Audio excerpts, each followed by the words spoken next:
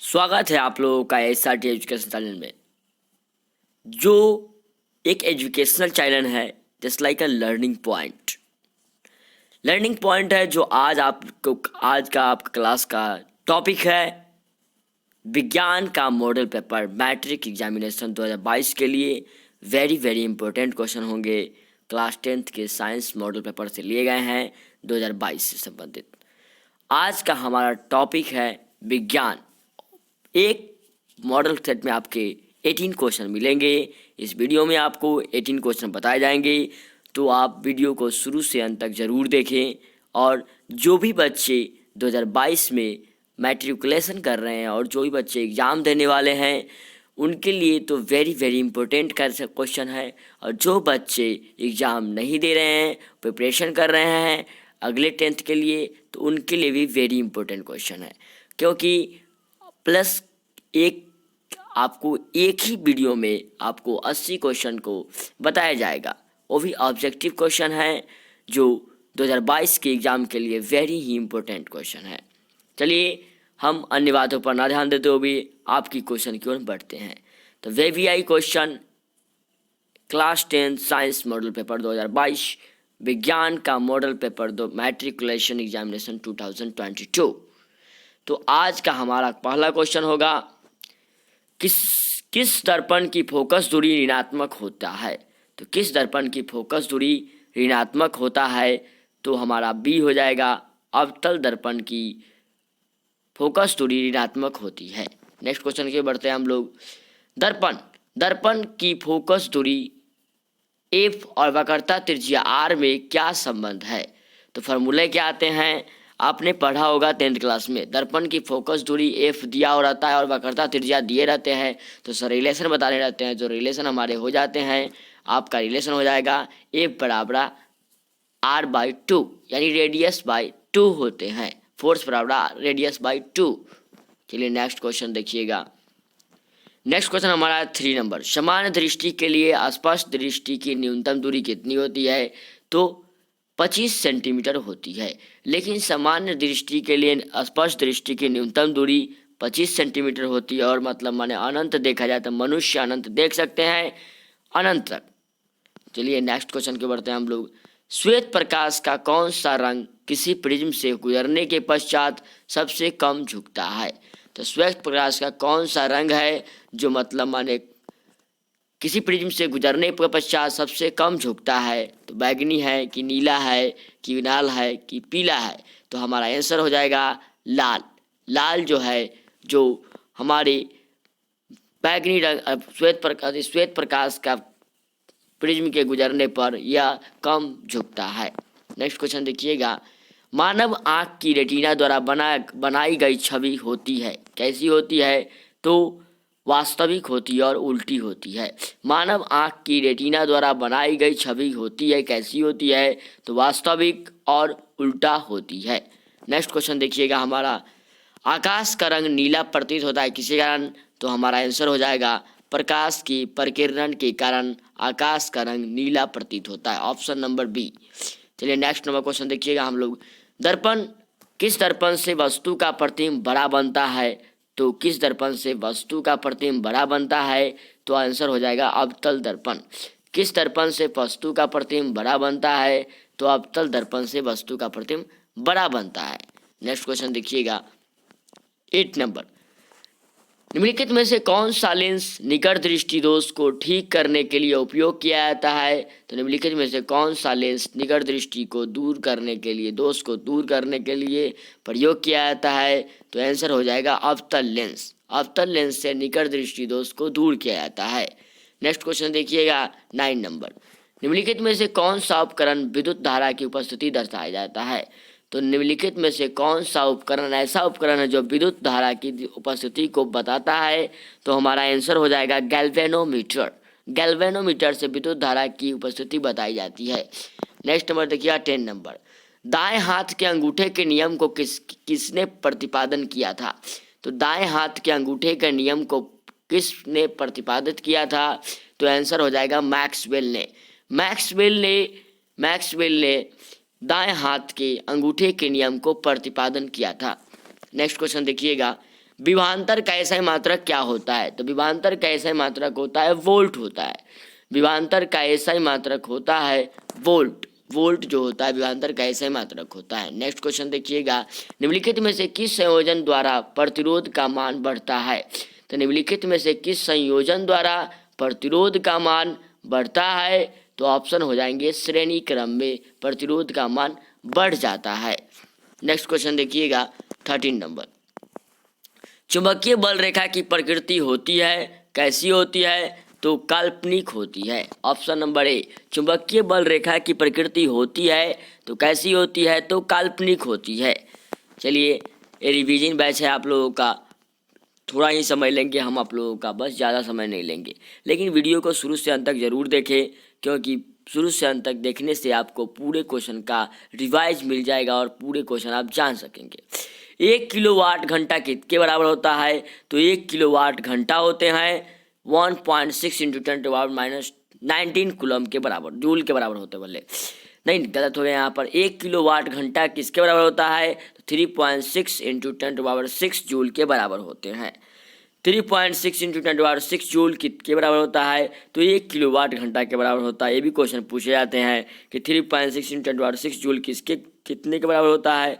तो 1 किलोवाट घंटे के बराबर होते हैं।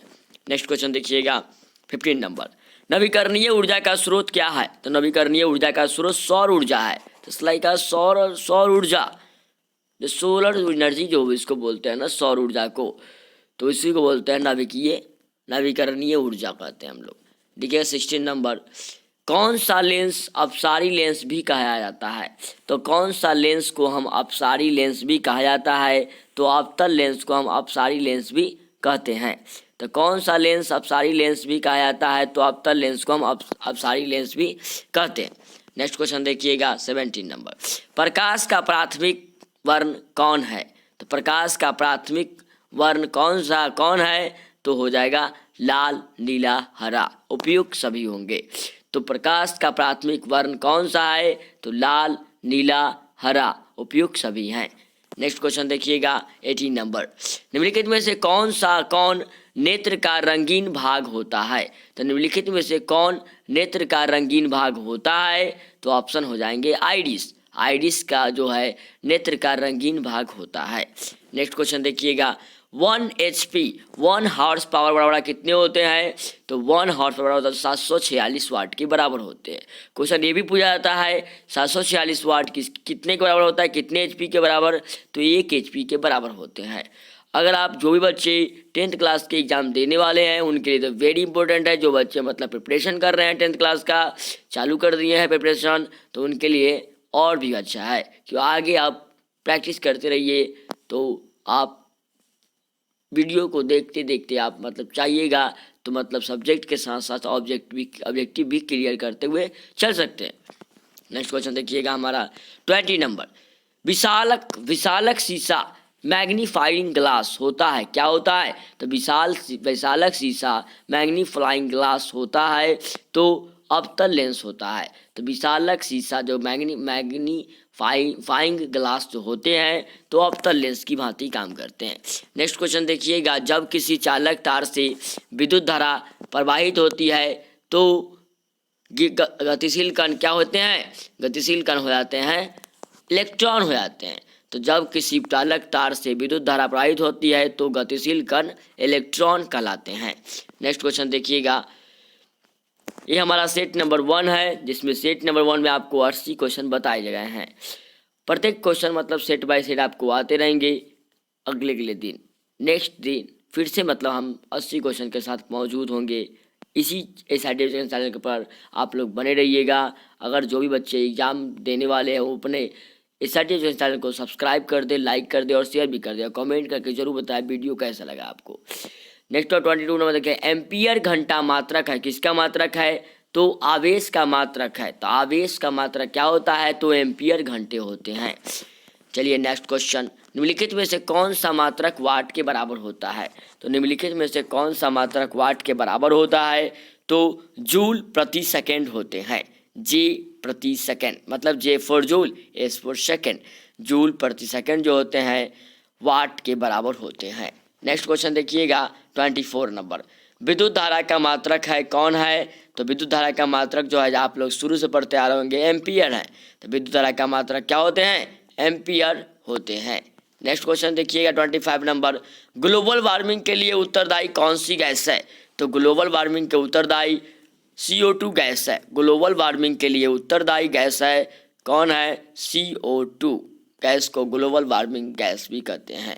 नेक्स्ट क्वेश्चन देखिए 26 नंबर, शरीर में भोजन का पचना किस प्रकार की अभिक्रिया है? तो शरीर में भोजन का पचना एक उपचयन अभिक्रिया है। शरीर में भोजन का पचना किस प्रकार की अभिक्रिया है? तो उपचयन अभिक्रिया है। नेक्स्ट क्वेश्चन देखिए 27 नंबर, कली चूना पर जब जल डाला जाता है तब अभिक्रिया होती है, क्या होती है? ऊष्माक्षेपी अभिक्रिया होती है। तो कली चूना पर जब जल डाला जाता है तब अभिक्रिया होती है, तो ऊष्माक्षेपी अभिक्रिया होती है। नेक्स्ट क्वेश्चन देखिएगा 28 नंबर, निम्नलिखित में कौन सबसे अधिक अभिक्रियाशील है? तो निम्नांकित में से कौन सबसे अधिक अभिक्रियाशील है? तो Cu, जिसको हम लोग कहते हैं कॉपर। तो यानी क्या? Au सोना, Ag सिल्वर, चांदी, Hg पारा और Cu कॉपर, यानी सब में कॉपर जो है अधिक अभिक्रियाशील है। नेक्स्ट क्वेश्चन, चूना का जल का रासायनिक सूत्र क्या होता है? तो चूना का जल का रासायनिक सूत्र होता है CaOH का होल ट्वाइस, मतलब चूना का जल का pH रासायनिक सूत्र होता है CaOH का होल 2। नेक्स्ट क्वेश्चन देखिए 30 नंबर, कोई विलयन लाल लिटमस पत्र को नीला कर देता है, उसका pH मान होगा, क्या होगा? तो 30, कोई विलयन लाल लिटमस पत्र को नीला कर देता है तो उसका pH मान होगा कितना? तो हो जाएगा आपका 11 से लेकर 10 के बीच में होते हैं। तो ऑप्शन नंबर ए और बी दोनों हो सकते हैं। तो 11 और 10 के बीच में रहते हैं जो लाल लिटमस पत्र को नीला कर देते हैं। नेक्स्ट क्वेश्चन देखिएगा 31 नंबर, एल्काइन में कार्बन के बीच कितने सहसंयोजक बंधन होते हैं? तो एल्काइन में कार्बन के बीच कितने सहसंयोजक बंधन होते हैं? तो हो जाएंगे ऑप्शन नंबर 3, यानी क्या 3 होते हैं, ऑप्शन नंबर सी। तो एल्काइन में कार्बन के बीच सहसंयोजक बंधन संख्या 3 होती है। नेक्स्ट नंबर 32 नंबर, ग्लूकोज का आणविक सूत्र क्या होता है? तो ग्लूकोज का आणविक सूत्र होता है कितना? C6H12O6। जो ग्लूकोज के होते हैं वही फ्रुक्टोज के भी होते हैं, C6H12O6।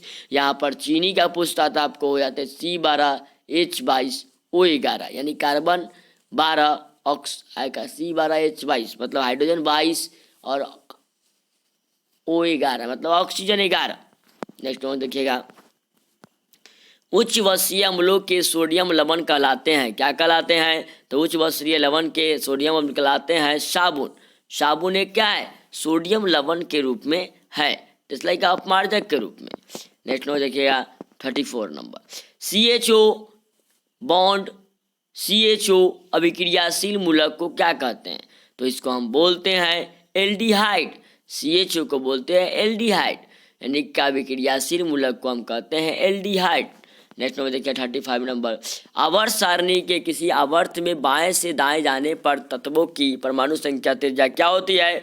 तो घट जाती है। तो आवर्त सारणी के आवर्त में बाएं से दाएं जाने पर तत्वों की परमाणु संख्या त्रिज्या क्या होती है? घट जाती है।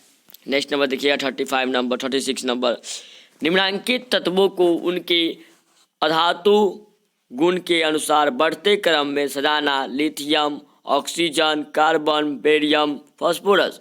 सजाना है तो कैसे सजाएंगे? तो पहले आएंगे लिथियम के बेरियम के बाद कार्बन के बाद ऑक्सीजन के बाद आता है फ्लोरीन। ये सब आए की ओर बढ़ते चले जाएंगे आपके। नेक्स्ट नंबर क्वेश्चन देखिएगा, सिलिकॉन क्या है? सिलिकॉन एक क्या है? सिलिकॉन एक उपधातु है। सिलिकॉन क्या है? उपधातु के रूप में हम लोग कार्य करते हैं, तो उपधातु हो जाएंगे आपके। नेक्स्ट नंबर देखिए 38 नंबर, निम्नलिखित में कौन विद्युत धनात्मक तत्व है? तो विद्युत का धनात्मक तत्व कौन है? तो सोडियम है, क्योंकि सोडियम जो होते हैं ना उसको मतलब बाहर ही छोड़िएगा तो क्या होते हैं, जल जाते हैं। और सोडियम जो होते हैं बहुत ही मुलायम होते हैं, जस्ट लाइक अ पनीर की तरह। अगर मतलब उनको आसानी से चाकू से काट सकते हैं। सोडियम को केरोसिन तेल में डुबा कर रखा जाता है। एक सोडियम ही एक ऐसा तत्व है जो मतलब माने का केरोसिन तेल में डुबा कर रखा जाता है, क्योंकि वो बाहर क्या होते हैं, बाहर खुले में रखने से सोडियम क्या होते हैं, पिघल जाते हैं और मतलब माने रिएक्शन कर जाते हैं। यहाँ तक कि जानते हैं, आप लोग जानते हैं सोडियम खाते भी होंगे, जैसे कि NaCl यानी कि नमक, सोडियम क्लोराइड। नेक्स्ट नंबर देखिएगा क्वेश्चन, टिहरी बांध का निर्माण किस प्रदेश में किया गया? तो टिहरी बांध का निर्माण किस प्रदेश में किया गया? तो हो जाएगा आपका उत्तराखंड। तो उत्तराखंड में किया गया। किसका बांध? टिहरी बांध का निर्माण किया गया, उत्तराखंड में किया गया है। नेक्स्ट नंबर देखिए आप 40 नंबर, निम्नलिखित में किस धातु को केरोसिन में डुबो कर रखा जाता है? तो सोडियम को डुबो कर रखा जाता है। तो किस धातु को केरोसिन तेल में डुबा कर रखा जाता है? तो सोडियम को। नेक्स्ट नंबर क्वेश्चन देखिएगा 40 नंबर की ओर हम बढ़ते हैं। 40 नंबर तक हम पहुंच गए थे। तो 40 नंबर में क्वेश्चन क्या कहता है देखिएगा, पहुंच गए जस्ट। चलिए देखिएगा यहाँ पर 40 नंबर, निम्नलिखित में से किस धातु को केरोसिन तेल में डुबा कर रखते हैं? तो हो जाएंगे सर आपका सोडियम। सोडियम को केरोसिन तेल में डुबा कर रखा जाता है। 41 नंबर देखिएगा, अपमार्जक से बनाए जाते हैं। क्या बनाए जाते हैं? तो अपमार्जक से बनाए जाते हैं क्या? तो देखिएगा Surf Excel, shampoo, easy, Surf, ये सभी प्रकार की वस्तुएं बनाई जाती है। किससे? आपको अपमार्जक से बनाए जाते हैं। नेक्स्ट नंबर 42 नंबर देखिएगा, सौर सेल में किसका उपयोग होता है? तो सौर सेल में देखिएगा सिलिकॉन का उपयोग किया जाता है। सिलिकॉन यानी चांदी टाइप का जो होते हैं, तो सिलिकॉन का उपयोग करते हैं किसमें? सौर सेल के प्रयोग में। नेक्स्ट क्वेश्चन देखिएगा 43 नंबर, निम्नलिखित में किसका उपयोग खाना बनाने के वाले ईंधन में नहीं होता है? तो निम्नलिखित में से कौन सा ऐसा तत्व है जिसमें खाना बनाने का ईंधन का प्रयोग नहीं होता है? CNG नहीं होते हैं, क्योंकि ये क्या होते हैं, गाड़ी चलाने के लिए होते हैं। लेकिन बायोगैस, कोयला, LPG ये सब होते हैं, लेकिन CNG नहीं होते हैं, क्योंकि CNG का फुल फॉर्म होता है compressed natural gas, LPG liquid petroleum gas. चलिए नेक्स्ट क्वेश्चन, बायोगैस किसे कहते हैं? मतलब जो गोबर से प्राप्त बायोगैस होते हैं। कोयला किसे प्राप्त होता है? कोयला जो होते हैं बड़े बड़े मतलब माने क्या 100 साल हजारों साल में जो लकड़ियाँ सड़ते हैं उनसे जो अवशिष्ट पदार्थ निकलता है उसके मतलब उसी से बनता है कोयला। नेक्स्ट हो जाएगा 44 नंबर, 2Cu प्लस O2 जब रिएक्शन करता है 2Cu बनाते हैं तो क्या कौन सा करण होता है इसमें? क्योंकि इसमें ऑक्सीडेशन है, ऑक्सीकरण है, क्योंकि O2 के साथ रिएक्शन कर रहा है। तो O2 के साथ जब भी रिएक्शन करे तो ऑक्सीकरण कहलाते हैं। नेक्स्ट क्वेश्चन देखिएगा 45 नंबर, निम्नलिखित में कौन सा समीकरण संतुलित नहीं है? तो देखिएगा H2Cl मतलब माने हाइड्रोजन के दो अणु क्लोरीन के दो अणु मिलते थे तो HCl 2HCl बनाते हैं, ठीक है। 2H2O हाइड्रोजन के दो अणु प्लस ऑक्सीजन के 2H2O बनाते हैं, ठीक है। पोटेशियम क्लोरीन ऑक्साइड 2KClO3 मतलब 2 calcium chloride plus 3O2 oxygen के साथ होते हैं। नेक्स्ट क्वेश्चन देखिएगा, इसमें से Pb और NO3 हॉल 2 जो है जो गलत है, PbO plus NO2 plus O2 अलग अलग है, इसलिए नहीं हो सकते हैं, संतुलित नहीं है। 46 में क्या उदासीन विलयन का pH मान क्या होता है? तो उदासीन विलयन का pH मान होता है 7 होता है। तो उदासीन विलयन जानते हैं क्या होते हैं? तो हमारा जो उदासीन विलयन जो है किसे कह सकते हैं आप लोग? तो हम बोल सकते हैं किसको, जो आप जानते हैं pH वैल्यू जो होते हैं 0 से स्टार्ट होते हैं और मतलब निगेटिव तक 0 तक जाते रहते हैं, जिसमें से pH मान उदासीन किसका होता है? जल का होता है। जल का pH मान कितना होता है? 7 होता है, क्योंकि वो उदासीन होते हैं। नेक्स्ट क्वेश्चन देखिएगा, निम्नलिखित में कौन दुर्बल अम्ल है? तो निम्नलिखित में देखा जाए तो CH3COOH मतलब दुर्बल अम्ल है, कमजोर अम्ल है। चलिए देखिए यहाँ पर नेक्स्ट क्वेश्चन हम देखिएगा। नेक्स्ट क्वेश्चन में बढ़ते हैं हम लोग। नेक्स्ट क्वेश्चन हम कहाँ थे? यहाँ पर थे। चलिए नेक्स्ट क्वेश्चन देखिए आप 48 नंबर, क्रायोलाइट अयस्क है, किसका है अयस्क है? तो क्रायोलाइट एक जो एल्युमिनियम का अयस्क है, क्रायोलाइट एल्युमिनियम का अयस्क है, क्रायोलाइट एल्युमिनियम का अयस्क है। चलिए एल्युमिनियम का था, बॉक्साइट भी होते हैं, क्रायोलाइट भी है। पोटेशियम के बारे में यहाँ कितनी होती है? पोटेशियम जानबे करते हैं, यानी Ca होते हैं, के होते भले, के पोटेशियम यानी क्या होते हैं? 19 होते हैं। तो पोटेशियम होते हैं 19 परमाणु संख्या होते हैं। नेक्स्ट क्वेश्चन देखिएगा 15 नंबर। हर फॉर्मिक अम्ल आईयूपीसी नाम क्या होता है? तो फॉर्मिक अम्ल का आईयूपीसी नेम क्या होते हैं? तो ये होते हैं मेथनोइक अम्ल। फॉर्मिक एसिड अम्ल का आईयूपीएसी नाम क्या होता है? तो मेथनोइक अम्ल होता है। नेक्स्ट क्वेश्चन देखिएगा 41 नंबर। इथाइल अल्कोहल का अनुसूत्र है, क्या है? तो इथाइल अल्कोहल का अनुसूत्र है C2H5OH। C2H5OH इथाइल अल्कोहल का अनुसूत्र है C2H5OH। नेक्स्ट क्वेश्चन देखिएगा 52 नंबर।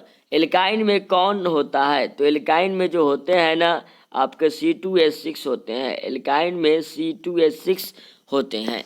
नेक्स्ट क्वेश्चन देखिएगा 53 नंबर। चीनी का रासायनिक सूत्र क्या होता है? क्वेश्चन आ भी गया। देखिए C12H/SO11 होते तो ऑप्शन नंबर बी हो सकते हैं C12H/SO11। यहाँ पर ग्लूकोज का दे दिया है C6H12O6, जो मतलब हमारा ऑप्शन ए है, ग्लूकोज का है। और CH3 को हम तुरंत ही क्या बोल रहे थे?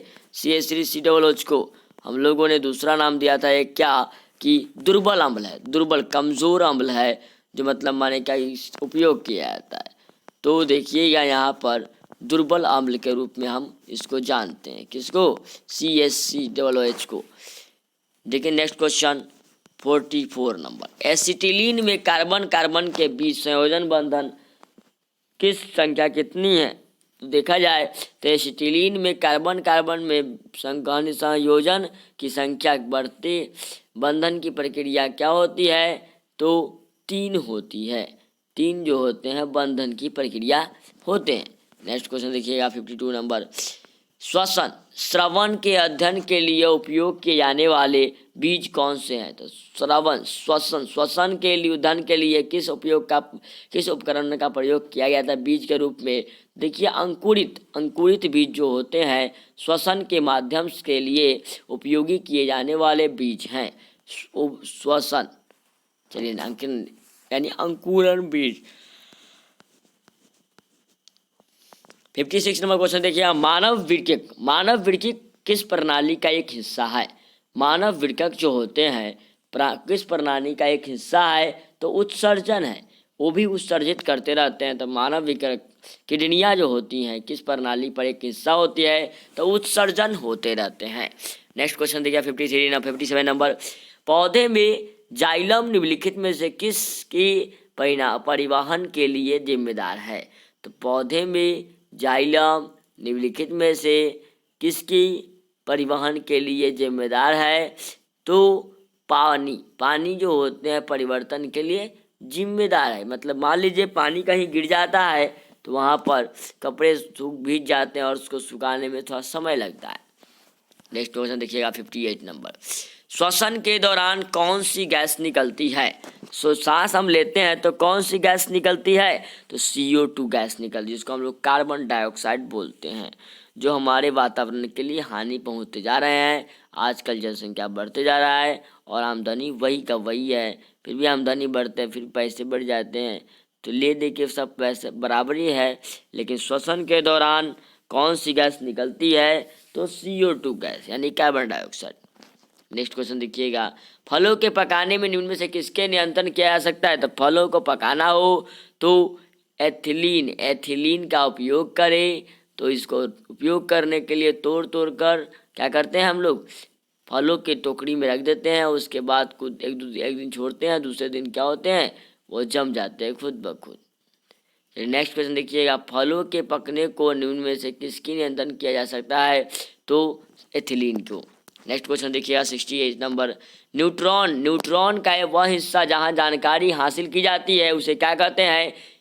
डेंड्राइट कहते हैं। न्यूट्रॉन का वह हिस्सा जहां जानकारी हासिल की जाती है उसे हम कहते हैं डेंड्राइट। नेक्स्ट क्वेश्चन देखिएगा 61 नंबर।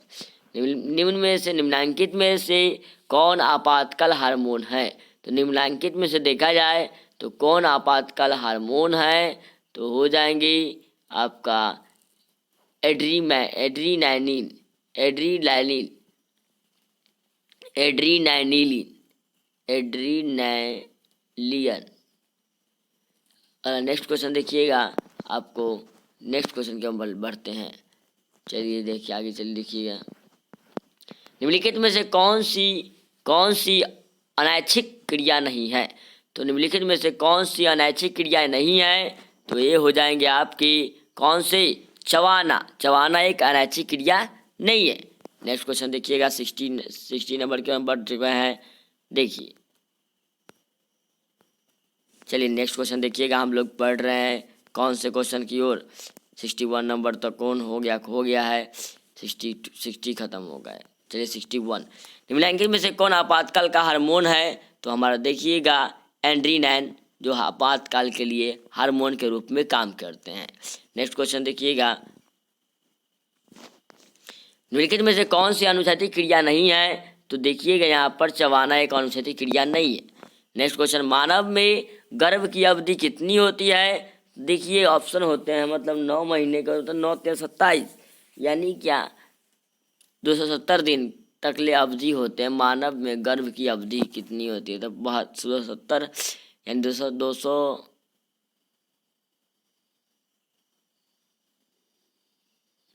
क्या होता है, मानव गर्भ की अवधि कितनी होती है, तो 270 दिन होते हैं। नेक्स्ट क्वेश्चन देखिएगा,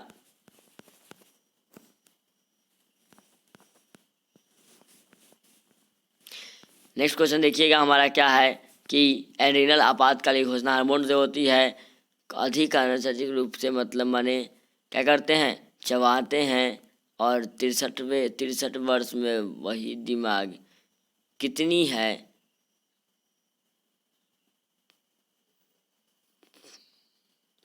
तो मानव गर्भ में की अवधि कितनी होती है, 270 दिन होती है।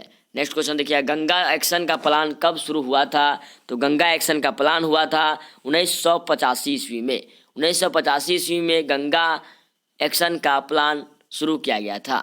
नेक्स्ट क्वेश्चन देखिएगा 65 नंबर, मुकुलन द्वारा अलैंगिक जनन निम्नलिखित में से किससे होता है। तो मुकुलन द्वारा अलैंगिक जनन निम्नलिखित में से किससे होता है, तो ये होते हैं ईस्ट से। तो मुकुलन जो होते हैं अलैंगिक जनन में, तो ईस्ट का काम करती है। नेक्स्ट क्वेश्चन देखिएगा, ईस्ट का काम करती है। नेक्स्ट क्वेश्चन, और हमारा क्या था, ईस्ट का काम करती है।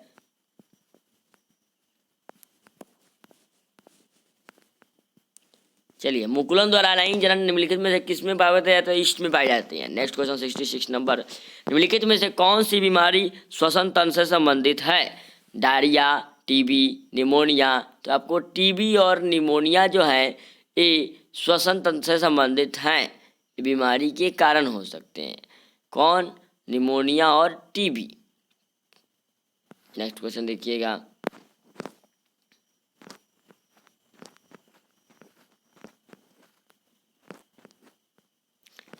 नेक्स्ट क्वेश्चन देखिएगा हमारा, मनुष्य, देखिए मनुष्य और अन्य मांसाहारी जीव निम्नलिखित में से किसका पाचन नहीं कर पाते हैं। तो सेलुलोज का पाचन नहीं कर पाते हैं। वो मनुष्य हो या मांसाहारी कोई जानवर हो, वो मतलब माने सेलुलोज को नहीं पचा पाते हैं। नेक्स्ट क्वेश्चन देखिएगा, brain of haemorrhage, brain haemorrhage का मुख्य कारण क्या है। तो हाइपरटेंशन है। तो हाइपरटेंशन कीजिए, मतलब हाई प्रेशर लीजिएगा तो ब्रेन टेंशन में आता है, तो आप मतलब माने ब्रेड को समझा पाना मुश्किल है। तो ब्रेन हेमरेज का मुख्य कारण क्या है, तो हो जाएंगे हाइपरटेंशन। नेक्स्ट क्वेश्चन 69 नंबर, निम्नलिखित में से परजीवी का उदाहरण क्या है। तो परजीवी उसे कहते हैं कशकुटा। कशकुटा को हम लोग परजीवी के रूप में जानते हैं, कशकुटा। नेक्स्ट क्वेश्चन देखिए 70 नंबर, हृदय से रक्त को संपूर्ण शरीर में पंप किया जाता है किसके माध्यम से। तो आलिंदो द्वारा विकसित किया जाता है। तो हृदय के रक्त को संपूर्ण शरीर में पंप किया जाता है आल्विंदो द्वारा। नेक्स्ट क्वेश्चन देखिएगा 71, हाइड्रा में अलैंगिक जनन की विधि होए क्या है। तो मुकुलन है। हाइड्रा में अलैंगिक जनन की विधि है क्या है, तो मुकुलन है। हाइड्रा में अलैंगिक जनन का विधि क्या है, तो मुकुलन।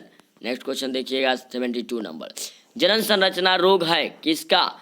तो ये है सिफिलिस के लिए, एड्स के लिए, गोनिया के लिए, यानी सभी के लिए। सिफिलिस, एड्स, गोनोरिया ये सब वर्ड जो होते हैं जनन संरचना रोग हैं, जनन में ये सब रोगी आते हैं। पुष्प का सबसे बाहरी भाग क्या कहलाता है? तो कहलाते हैं बाह्य दलपुंज भी कहते हैं। पुष्प का सबसे बाहरी भाग कौन सी होती है? तो बाह्य दलपुंज, बाह्य दलपुंज। नेक्स्ट को 74 नंबर, ब्लड समूह में ए में कौन सा एंटीबॉडी होता है? तो ब्लड समूह ए में कौन सा एंटीबॉडी होता है? तो हो जाएगा बी। तो ब्लड ए में कौन सा एंटीबॉडी होता है? तो बी होते हैं, जो मतलब तब क्या होते हैं, फिर से रिएक्शन करके हम लोग बनाते हैं। तो देखिएगा यहाँ पर ब्लड समूह में ए में कौन सा एंटीबॉडी होता है? तो स्मॉल बी के रूप में होता है। नेक्स्ट क्वेश्चन 75 नंबर, रक्त में ग्लूकोज की मात्रा निम्नलिखित में से कौन नहीं नियंत्रित करता है? तो रक्त में ग्लूकोज की मात्रा निम्नलिखित में से कौन नियंत्रित नहीं करता है, नियंत्रित करता है? तो हमारा आंसर हो जाएगा इंसुलिन। इंसुलिन जो होते हैं रक्त में ग्लूकोज की मात्रा इस नियंत्रित नहीं करता है। नेक्स्ट क्वेश्चन देखिएगा 76 नंबर, पादप वृद्धि हार्मोन है क्या है? तो पादप वृद्धि हार्मोन है तो जिब्रेलिन है। आंसर ऑप्शन ए हो जाएगा जिब्रेलिन। जिब्रेलिन जो है पादप वृद्धि हार्मोन है। नेक्स्ट क्वेश्चन 77 नंबर, हार्मोन स्रावित होता है किसमें? तो हार्मोन स्रावित होते हैं अंतःस्रावित ग्रंथि से। तो हार्मोन स्रावित होता है अंतःस्रावित ग्रंथि से स्रावित होते हैं। नेक्स्ट क्वेश्चन 78 नंबर, मनुष्य के मुख गुहा में कितने जोड़े लार ग्रंथियां पाई जाती है? तो मनुष्य की मुख गुहा में कितने जोड़े व तार या पसलियां पाई जाती है? मनुष्य के मुख गुहा में कितने जोड़े लार ग्रंथियां पाई जाती है? तो हो जाएंगे तीन जो होते हैं लार ग्रंथियां पाई जाती है। नेक्स्ट क्वेश्चन 79 नंबर, एंड्रोजेम क्या है? तो हमारा हो जाएगा मेल हार्मोन है। एंड्रोजेम जो होते हैं मेल हार्मोन कहलाते हैं। एंड्रोजेम मेल हार्मोन कहलाते हैं, मेल हार्मोन्स कहलाते हैं। बहुत घूमते थे। मेल हार्मोन एंड्रोजेम एक क्या है? मेल हार्मोन है। नेक्स्ट क्वेश्चन देखिएगा 80 नंबर, मटर को अपने प्रयोग के लिए लास्ट क्वेश्चन आप लोग का है, मटर के अपने प्रयोग के लिए किसने चुना था? तो मेंडल, जॉन ग्रेगर मेंडल ने मटर के पौधे को एक मतलब मैंने अंकुरित रूप से आप बताया कि मटर को प्रक्षेपण के लिए किसने चुना था? तो देखिए मेंडल ने बात सोच लिया था कि हमको प्रस्तुत करना है तो उन्होंने कर दिया। तो मटर को अपने प्रयोग के लिए किसने चुना? तो आपको समझ सकते हैं मेंडल ने चुना था। नेक्स्ट क्वेश्चन देखिएगा। नेक्स्ट क्वेश्चन लाइक एंड हो गया। तो आज की वीडियो में इतना ही। Thanks for watching my video. It's okay, bye और टेक केयर।